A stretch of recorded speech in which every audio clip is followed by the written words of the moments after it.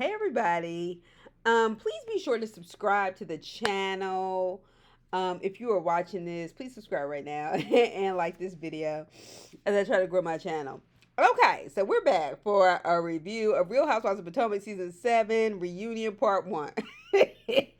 These chicks couldn't wait, honey. So they start off actually with the Reasonably Shady podcast excerpt with the clip we have all heard about Juan with another woman. Then they show a clip of Robin's interview with Andy Cohen when Andy did not push that bitch nearly as hard as he should have. I am sorry, I was not impressed with the questioning. But anyway, so they are showing everybody, getting out the cars and arriving or whatever. And Giselle's like, I don't understand why it's so early. Honestly, as an educator who's off tomorrow, okay, for President's Day. Honestly, as an educator, I can't stand nobody talking about how early they have to get up who don't work the night shift. And I'm just sitting up here like, I can tell you ain't got no real job. Anyway, so Karen looked a lot better. When she walked in with the hair that she had, than she did with that blonde bun she put on. It's a bit too young for her. I think it's giving real 1990s Disney version of Cinderella, and I wasn't here for it. Karen, I like you, but no. All right. So Andy's messy, racist ass, I don't give a fuck what nobody says. All right, comes in her dressing room and asks Karen how she feels about Charisse being here today. And she said she thinks Charisse deserves to be here because they, as in Bravo, okay, filmed enough with her. And God knows you put her everywhere you could. I said, go off, Karen. Go off. Yes, ma'am. Okay, so everybody has their own dressing room except the Green Eye Bandit. Shout out to Monique for giving them that name. And they're sharing a dressing room. I could rock with this bullshit if they were actual blood sisters, blood cousins. Go back to my other videos if you want to know what I think. Because I'm not going to go there right now. But don't worry, I'll be back. Anyway, Andy asked them if they are nervous about anything today, and they say no.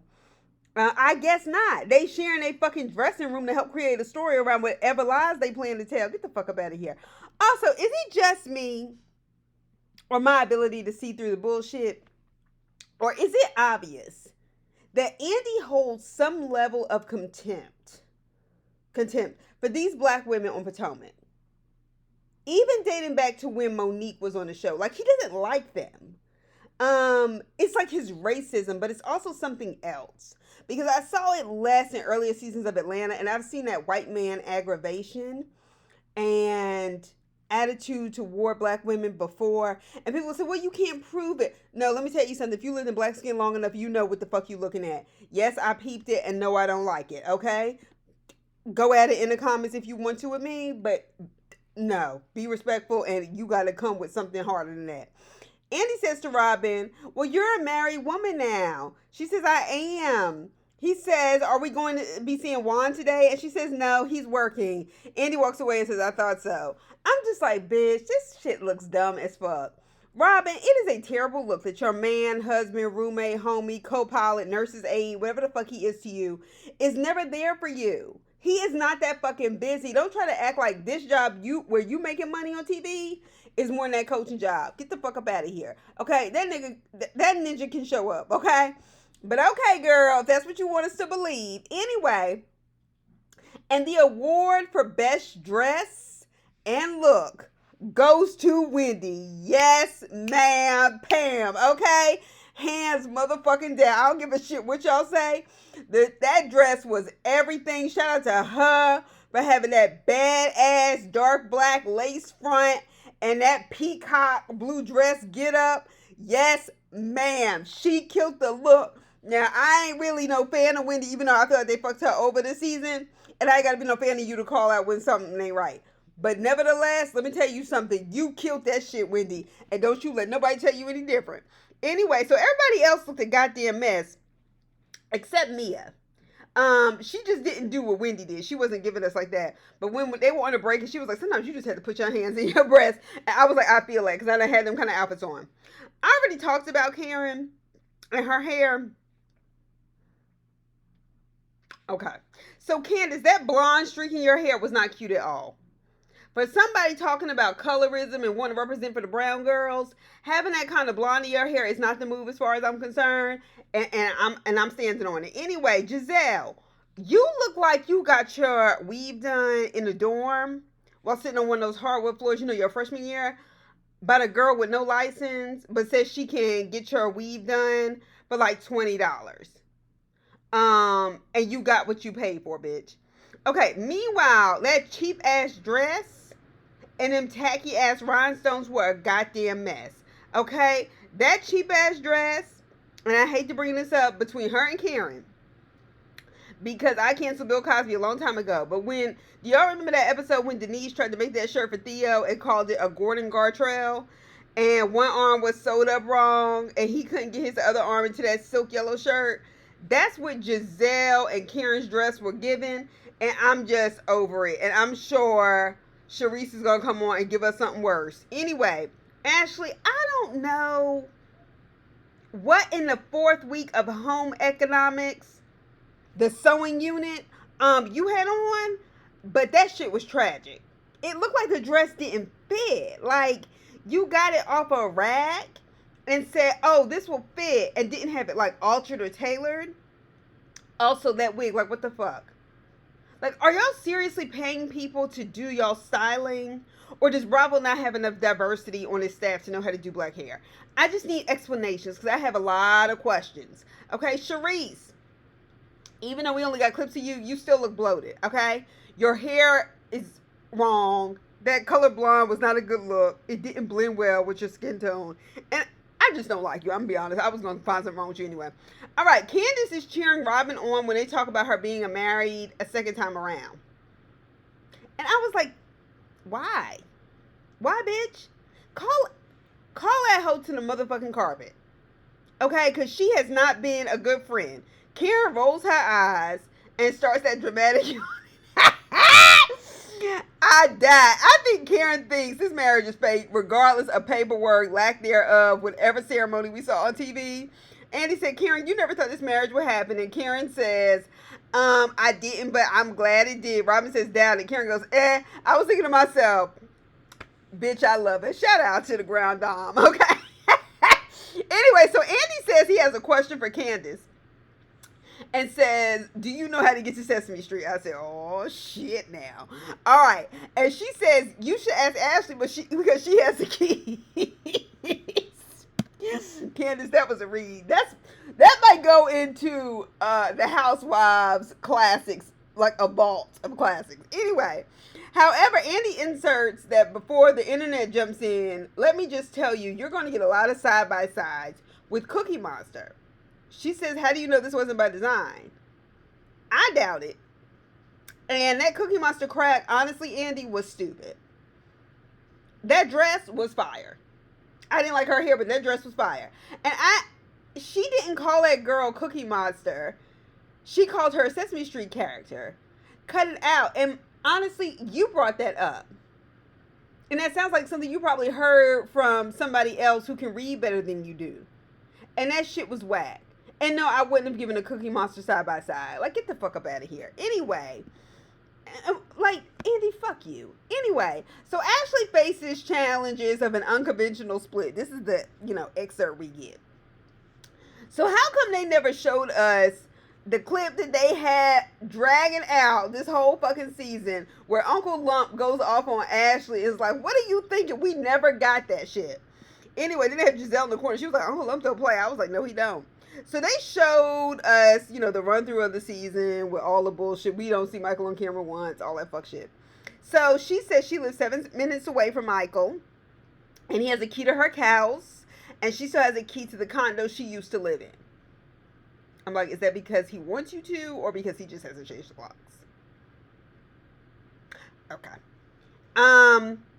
She said in case there's an issue with the nanny or an emergency. Mia rolled her eyes so hard. And Mia, when Mia's dumb ass get to calling you out. And she's right. Bitch, you really was. Okay? So she lost her relationship with the hockey player because they had boundary issues with Michael. Okay, if that's not a controlling aspect, I don't know what is. So she said she fell in love with Luke, who was the hockey player. I don't watch that show. All I know is he's some ex hockey player, whatever. Andy said honestly, if he was Michael, he would feel impotent with her TikToking, looking as good as she does and dating a hockey player. Who the fuck cares? That says everything about your insecurity. What the fuck that got to do with anything? Get the fuck up out of here, Andy. So he asked about the divorce that don't none of us understand. Asked about the divorce and says the divorce did not work out in her favor. She says she doesn't get half. Now my question is, do you have to get half for a divorce to work out in your favor? What does that mean? So then Robin's weak, stupid ass jumps in, yelling and asking. I can't stand that bitch. I hate a weak, cowardly motherfucker who tries to boss up in front of the cameras or when they feel like they have backup but don't stand on shit, and that's Robin. I don't like that bitch. Fuck her, okay? Anyway, get her the fuck up off my screen. I don't give a shit if she got married. Well, good. Then go and be broke and do something else. Anyway, so, she jumps in and goes, when is your divorce? When is it happening? Robin, did you forget your relationship was in limbo for years and still has us looking at you like you're stupid? Especially as you lie with the Juan is working shit. No, he didn't want to be here and he don't care enough about you to support you. Bitch, when it comes to relationships, don't ever, ever, ever give any fucking advice or opinions on this show. Find another shtick. Find another way to be a character. Because let me tell you something. I can't take no goddamn advice from you. So she talks about how all of his stuff that he came into the marriage before with is his. According to the prenup, she can't get alimony. And so Wendy's like, why did you sign that? And Karen tries to give her some advice over what the lawyer may be able to do about the money maybe she has access to that he didn't put away. Honestly, Ashley, you told us something different when you were in front of the cameras all these other seasons ago. You told us you was getting a lump sum, this, that, and the other. A prenup is something to read. And the fact that you are still so dependent on him to be the white father that you never had in your life because you're still traumatized by the fact that your father didn't take care of you and then shut the door in your face on camera, which was actually really sad. You've got to get it together. Because you were making a salary on this show and you were still dependent on that man. This is bigger than money. This is something psychological and you need to figure it out, especially since you're raising children. That's just my advice. Okay. Anyway, so Karen, like I said, tries to give her some advice about what the lawyer may be able to do. Mia is in the corner and said, oh, she needs another baby. And Robert said, well, she has two. That's enough. I was like, okay. So somebody wrote in and says, well, why doesn't Ashley just admit the prenup was up? That's not how prenups work. She had the babies and you're securing the bag. Mia's in the corner and said, but she didn't secure the bag. I died. That was the reading of the night. Like, bitch, if you didn't get no money, you didn't secure the bag, so you didn't win. Michael's still out here winning. Mia, even though you be on that fuck shit sometimes, let me tell you something. You all right with me. So Ashley and Candace go at it about Ashley talking about how she talked and laughed at Candace about being the least accomplished person on the show and how her mother had paid for the house she was living in when she first got on the show, or like a season or two in. Candace asked, well, you wouldn't have the home you have without Michael. Facts. Candace says facts. After she said she was maligned incessantly for her generational wealth. Candace, that's a good point. And my problem with the Potomac chicks is like, they get mad at people. And even though Mia may have been lying last season about how much money she had, well, why are you talking about penciling in people and act like you have so much money and flaunting it? This whole fucking franchise is about flaunting money, whether you have it or not.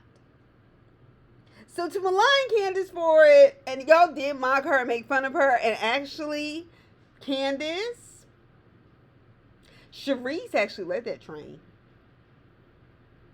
Sharice, you were listening to, that caused that fallout with Monique. It really wasn't between you and Monique.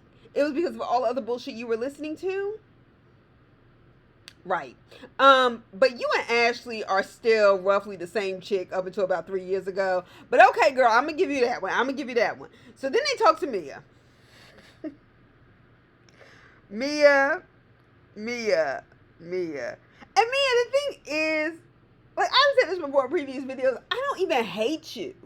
I don't. I just think you are so ridiculous to the point where I don't even have the energy to give.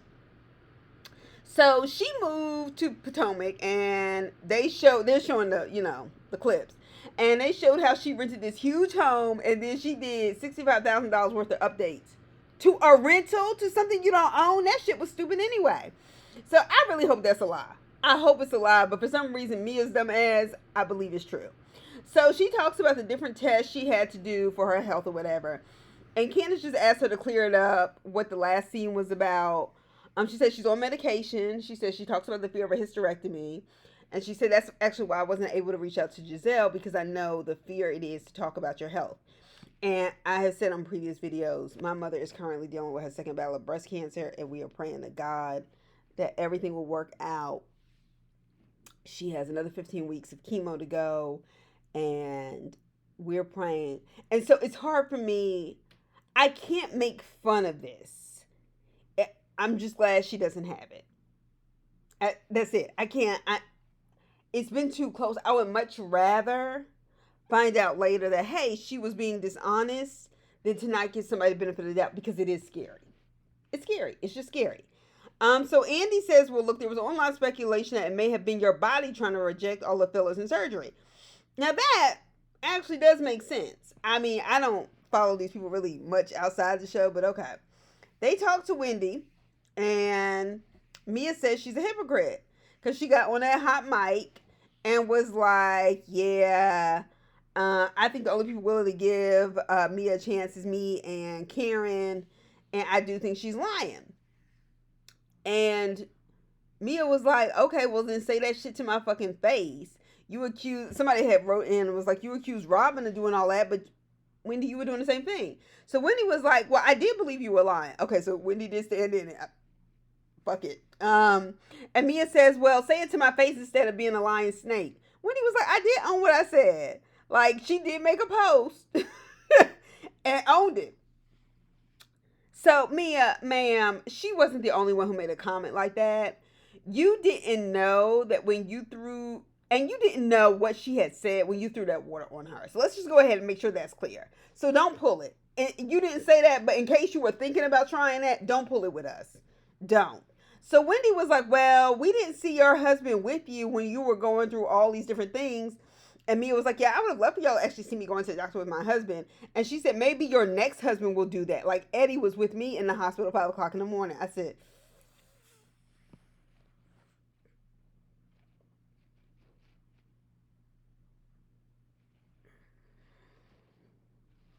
okay. So they're asking me about moving on, asking me about losing the businesses and being a CEO. Mia, Mia, Mia, Mia. This is where your lying is just not worth it. This is where your incompetence reeks. And it's so, oh my gosh. Oh my gosh. I don't know how you knew what was happening the way you knew and didn't hire some kind of coach of some sort to give you a script for what inevitably would come out on this show, because you did not do it, and that shit was hard. Like, I don't know what you expected everybody else to do. So she says they voted Gordon out as CEO, but she says she was the CEO. Mia, it's not looking good. So Karen starts asking questions. It seemed as if everybody on the cast all of a sudden were experts in business. They're not. They're not. Okay. Giselle, your business flunked. Ashley, your restaurant flunked. Wendy, we have yet to see with your 4-7 wick candles, whatever the fuck it is. So Karen actually asked the questions that mattered. Okay.